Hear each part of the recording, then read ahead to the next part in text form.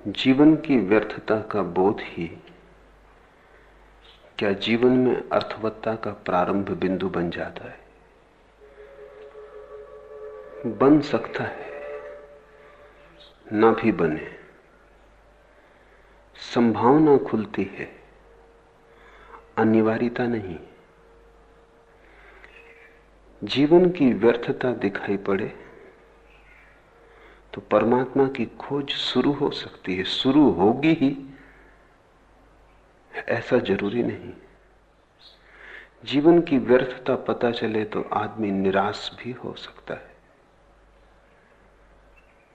आशा ही छोड़ दे,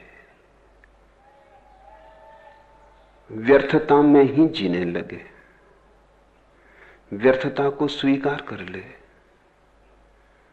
खोज के लिए कदम ना उठाए तो जीवन तो दूभर हो जाएगा, बोझ हो जाएगा,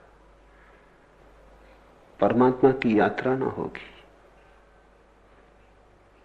इतना तो सच है कि जिसने जीवन की व्यर्थता नहीं जानी वो परमात्मा की खोज पर नहीं जाएगा। जाने की कोई जरूरत नहीं।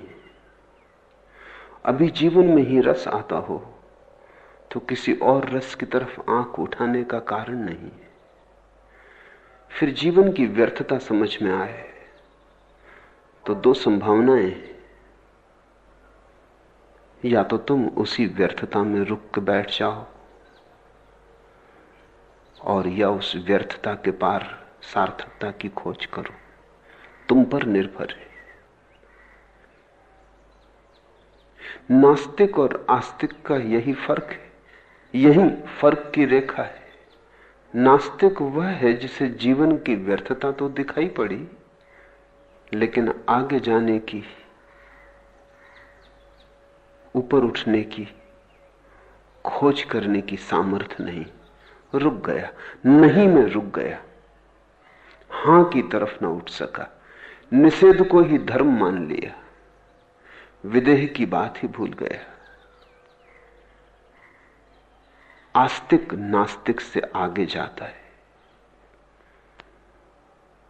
आस्तिक नास्तिक का विरोध नहीं, अतिक्रमण है। आस्तिक के जीवन में भी नास्तिकता का पड़ाव आता है, लेकिन उस पर वो रुक नहीं जाता। वो उसे पड़ाव ही मानता है और उससे मुक्त होने की चेष्टा में संलग्न हो जाता है। क्योंकि जहां नहीं है वहां हां भी होगा, और जिस जीवन में हमने व्यर्थता पहचान ली है उस जीवन के किसी तल की गहराई पर सार्थकता भी छिपी होगी। अन्यथा व्यर्थता का भी क्या अर्थ होता है? जिसने दुख जाना वो सुख को जानने में समर्थ है, अन्यथा दुख को भी न जान सकता है। जिसने अंधकार को पहचाना उसके पास आंखें हैं जो प्रकाश को भी पहचानने में समर्थ है। अंधों को अंधेरा नहीं दिखाई पड़ता। साधारणतः हम सोचते हैं कि अंधे अंधेरे में जीते होंगे, गलत है ख्याल। अंधेरे को देखने के लिए भी आंख चाहिए। अंधेरा भी आंख की ही प्रतीति है। तुम्हें अंधेरा दिखाई पड़ता है आंख बंद कर लेने पर, क्योंकि अंधेरे को तुमने देखा है। जन्म से जन्मांध व्यक्ति को अंधेरा भी दिखाई नहीं पड़ता, देखा ही नहीं है कुछ, अंधेरा कैसे दिखाई पड़ेगा? तो जिसको अंधेरा दिखाई पड़ता है उसके पास आंख है। अंधेरे में ही रुक जाने का कोई कारण नहीं है। और जब अंधेरा अंधेरे की तरह मालूम पड़ता है तो साफ है कि तुम्हारे भीतर छिपा हुआ प्रकाश का भी कोई स्रोत है, अन्यथा अंधेरे को अंधेरा कैसे कहते? कोई कसौटी है तुम्हारे भीतर, कहीं गहरे में छिपा मापदंड है। अंधेरे पे कोई रुक जाए तो नास्तिक, अंधेरे को पहचान के प्रकाश की खोज में निकल जाए तो आस्तिक, अंधेरे को देख के कहने लगे अंधेरा ही सब कुछ है तो नास्तिक, अंधेरे को जान के अभियान पर निकल जाए, खोजने निकल जाए कि प्रकाश भी कहीं होगा। जब अंधेरा है तो प्रकाश भी होगा, क्योंकि विपरीत सदा साथ मौजूद होते।